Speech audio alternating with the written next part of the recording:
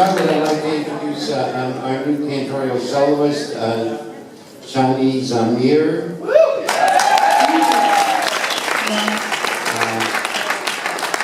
He's an Israeli recording artist, and he's in the States and bringing us some great music. We're going to have some new stuff, and we're very, very excited. And let's everybody say welcome, right? I'm honored to be with you. Thank you. Okay, so this is where I do my opening brush. I have to get my glasses out. I don't, it's been so long since I've done an opening that I almost forgot what to do. I know this may come as a shock to some of you, but I'm going to read from Rabbi Heschel. Wow. Isn't that surprising, Art? Something new. Revelation is a cloudburst, a downpour, yet we live in a dry and weary land, where heaven is as iron, and the air is dust. Most of us are like moles burrowing in whatever stream we meet is underground. Few are able at rare moments to rise above their own level. Yet it is at such moments when discovering that the essence of human existence is in fact of its being suspended between heaven and earth, that we begin to comprehend the essence of the prophet's claim. The sense of our being suspended between heaven and earth is as necessary to being moved by God as the hold of the Archimedean point is to moving the earth. Radical amazement is to the understanding of the realness of God what clarity and distinctness are to the comprehension of mathematical ideas. It is not enough to think about the prophets, we must think through the prophets. It is not enough to read the Bible for its wisdom, we must pray the Bible to comprehend its claim.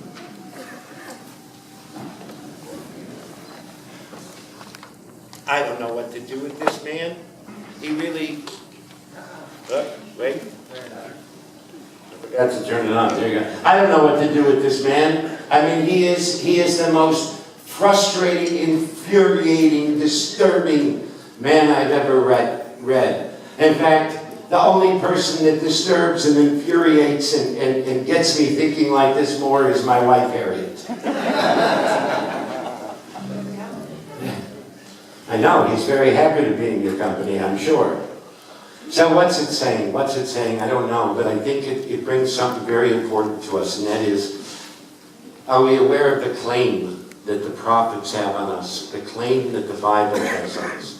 Are we aware that we have to stop looking at everything as black and white? The biggest problem that we have, in my estimation, is that we don't allow ourselves to be suspended between heaven and earth. We're trying either to fly with the eagles or be grounded like the turkeys. And I'm suggesting, actually Rabbi Heschel is telling me, that I have to live in between. That I have to be serious and realize that mathematics is a real thing. And I have to live with those laws. And I also have to live above them. I have to live through the prophets that say, God is calling to me all the time.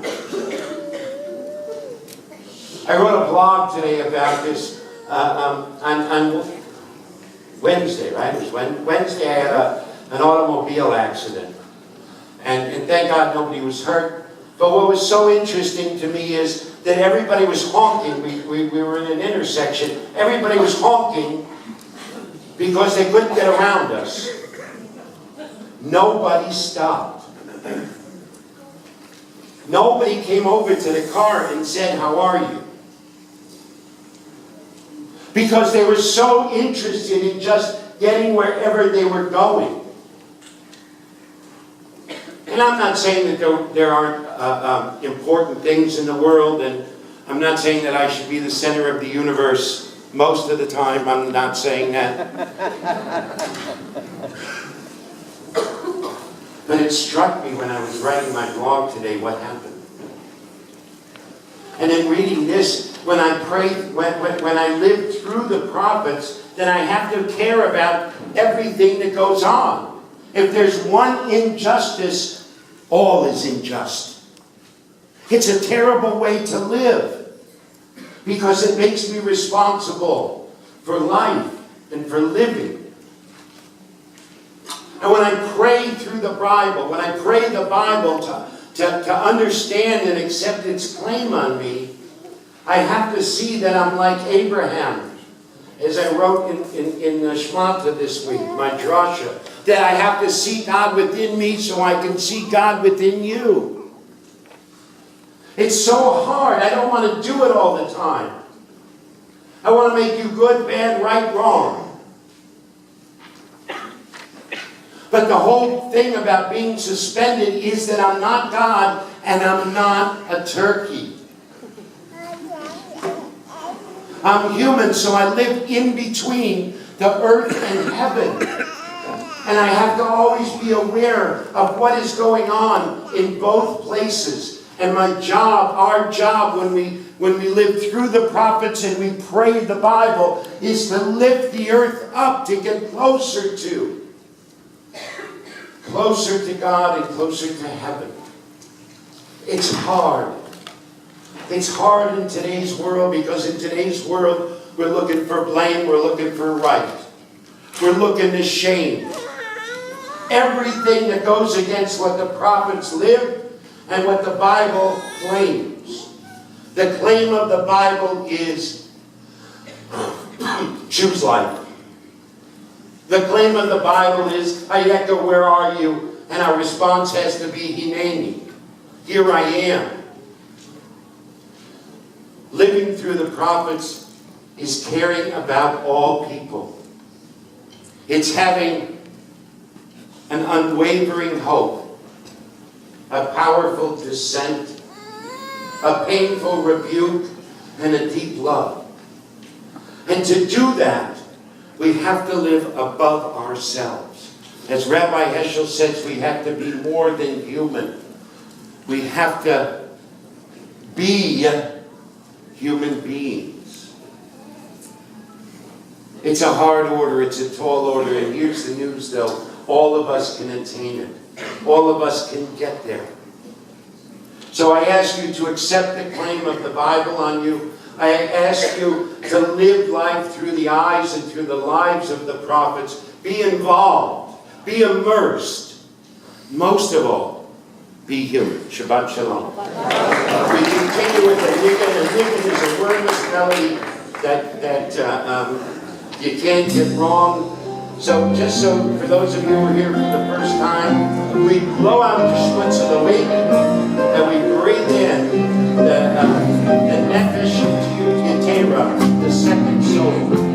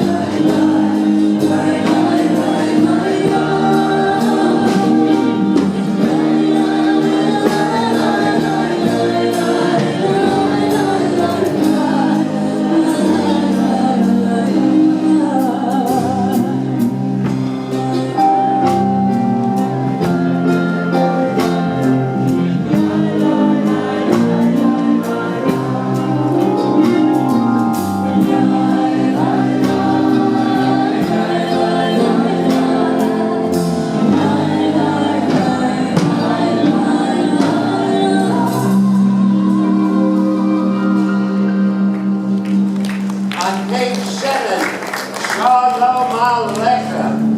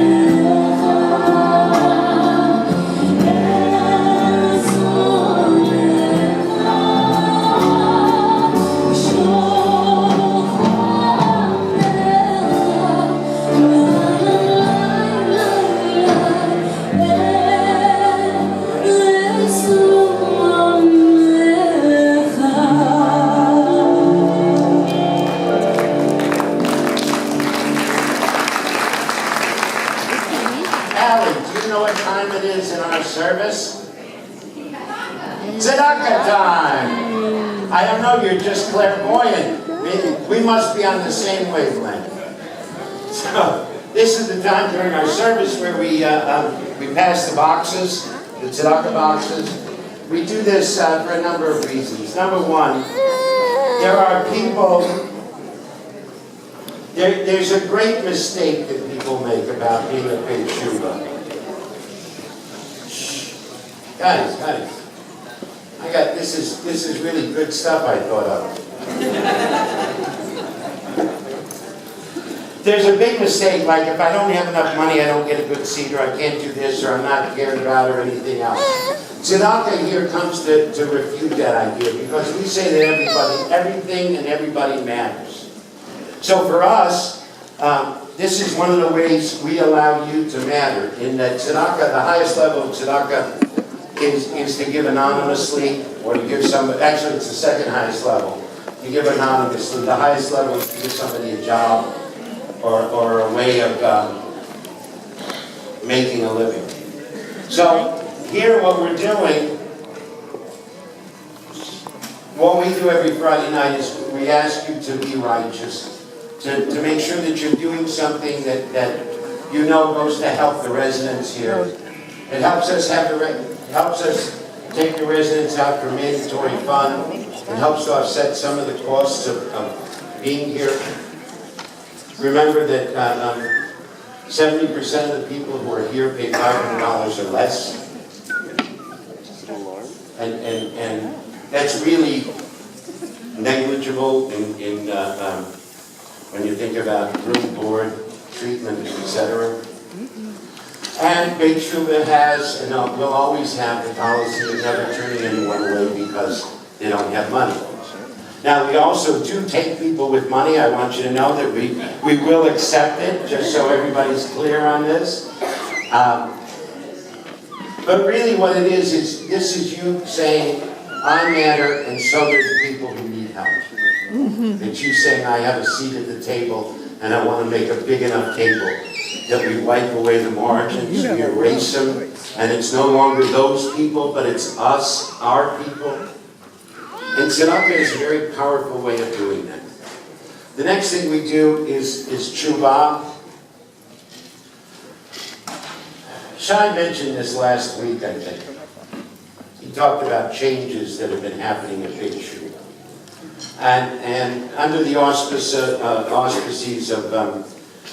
Dr. Stacy Cohen, Harriet Rosetto, and some of our other clinical people, we have revamped the program here. And I think it's amazing and it's great. That happens because as an organization, we do our own tshuva, we do our own inventory.